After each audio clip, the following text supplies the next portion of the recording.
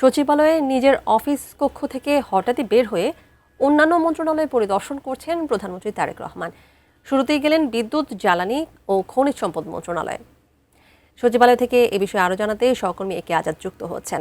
আজাদ, একটু জানাবেন হঠাৎ করে এমন সিদ্ধান্ত কেন নিলেন প্রধানমন্ত্রী, তার পেছনে কারণ কি হয়ে থাকতে পারে? আর যেহেতু জ্বালানি মন্ত্রণালয়ের কথা বলছি, জ্বালানি তেলের ঘাটতি নিয়ে যে অস্বস্তি চলছে সেই বিষয়ে কি কোনো আলোচনা হতে পারে কিনা একটু জানতে চাইব আপনার কাছ থেকে। ভবন নম্বর ১ প্রধানমন্ত্রীর কার্যালয়ে ভবনটিতে রয়েছে।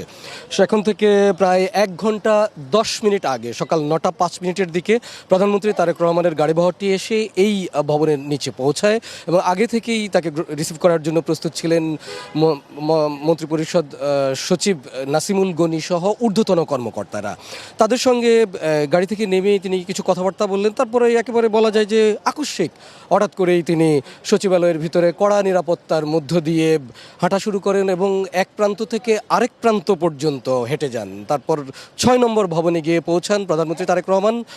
প্রায় ১০ মিনিটের মতো সময় লেগে যায়। ৯:১টার দিকে তিনি ৬ নম্বর ভবনে, যেখানে ১০টিরও অধিক মন্ত্রণালয় রয়েছে, সেই ভবনটিতে প্রথমে বিদ্যুৎ, জ্বালানি, খনিজ সম্পদ মন্ত্রণালয়, তার পরবর্তীতে নারী ও শিশু বিষয়ক মন্ত্রণালয়ে, এই দুটি মন্ত্রণালয়ের কথা আমরা জানতে পেরেছি, পরিদর্শন করেন। সেখানকার যারা ঊর্ধ্বতন কর্মকর্তা রয়েছেন তাদের সঙ্গে কথাবার্তা বলেন। তারপরেই পাশেই ৫ নম্বর ভবন, যেখানে গৃহায়ন এবং গণপূর্ত মন্ত্রণালয় রয়েছে, সেই মন্ত্রণালয়ে যান। সেখানেও বিভিন্ন কক্ষ পরিদর্শন বা মন্ত্রণালয়ের কর্মকর্তা অথবা অন্য যারা রয়েছেন তাদের সঙ্গে কথাবার্তা বলেন।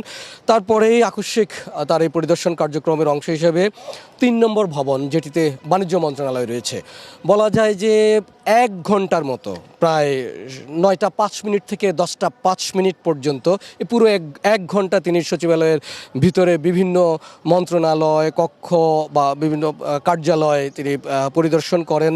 আপনি জানেন যে প্রথমেই তিনি বিদ্যুৎ এবং জ্বালানি মন্ত্রণালয়টি তার এই পরিদর্শনের অংশ হিসেবে বেছে নিয়েছিলেন, কারণ ইরানের সঙ্গে যে যুদ্ধটি চলছে সেই জায়গাটিতে বিশ্বের বিভিন্ন দেশেই জ্বালানির যে সংকট অথবা এই চলমান পরিস্থিতি মোকাবেলা করবার জন্য বাংলাদেশ সরকার বা নতুন সরকার যে উদ্যোগগুলো নিচ্ছে, সেগুলোর তৎপরতা কিংবা অন্যান্য মন্ত্রণালয়ের কি হাল বা অবস্থা রয়েছে, তার যে পরিকল্পনাগুলো রয়েছে প্রথম যে ১৮০ দিনের, সেই বিষয়গুলোতে কিভাবে তারা কাজ করছেন, সময় মতো হয়তো অফিসে আসছেন কি না, কিংবা অন্য যারা কর্মকর্তা রয়েছেন তাদের সঙ্গেও তার এই সুযোগটা তিনি নিয়েছেন, হয়তো কি যথাসময়ে অফিসে আসা, কাজগুলো কতটা তৎপরতা, এই বিষয়গুলো দেখভাল করা এবং সেই সঙ্গে বিভিন্ন মন্ত্রণালয় ঘুরে আরেকবার জানান দেয়া যে তিনি যে কোনো সময়েই এই ধরনের আকস্মিক সফর করতে পারেন। বলা যায় ব্যাপক নিরাপত্তার মধ্য দিয়েই তার এই ১ ঘন্টার মতো যে সচিবালয়ের বিভিন্ন দপ্তর বা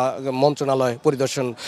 বেশ কয়েকটি মন্ত্রণালয় এখনও বাকি রয়ে গেছে। তার কারণটি হচ্ছে যে 10:30টার দিকে তার এই কার্যালয়ের মধ্যেই অর্থ, কৃষি এবং মৎস্য এই বিষয়ে একটি বৈঠক রয়েছে। সেই নির্ধারিত সেই বৈঠকে যোগ দেওয়ার জন্যই তিনি আগেভাগেই চলে আসেন।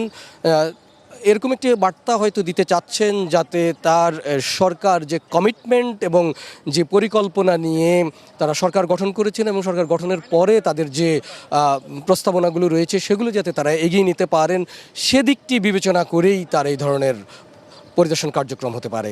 তখনকার মতো এই ছিল আমার কাছে সবশেষ।